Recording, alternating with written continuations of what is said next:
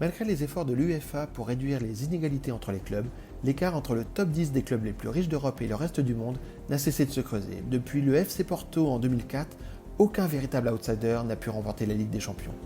Avec près de 636 millions d'euros de chiffre d'affaires hors transfert lors de la saison 2018-2019, le PSG faisait son entrée dans le top 5 des clubs de football générant le plus de revenus. Pourtant, le champion de France restait désavantagé par rapport à ses concurrents anglais et espagnols en matière de droits télé. Cette situation devait évoluer grâce au contrat Mediapro. Avec 1,153 milliard d'euros par an pour le cycle 2020-2024, la Ligue 1 aurait dû se placer à hauteur des championnats italiens et allemands en matière de droits télé.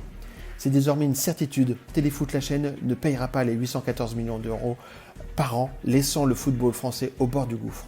On parle d'un déficit record estimé à 1,3 milliard d'euros pour les clubs de Ligue 1 rien que pour la saison dernière. Si on ajoute à cela la perte de billetterie, la dénonciation du contrat Mediapro et la relation conflictuelle avec le groupe Canal+, beaucoup imaginent le scénario du pire, c'est-à-dire des droits télé avoisinant les 600 millions d'euros.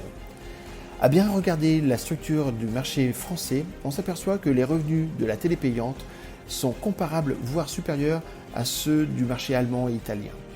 Et si un nouvel entrant comme Amazon ou DAZN, voire un revenant comme Orange, venait à renforcer le jeu de la concurrence, il n'est pas exclu d'avoir une bonne surprise et à minima de retrouver le montant des droits télé de 2019, à savoir 750 millions d'euros.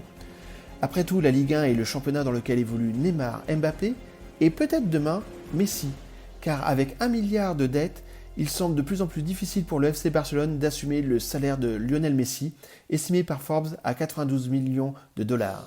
Alors, maintenant, messieurs les diffuseurs, rien ne va plus, faites vos jeux.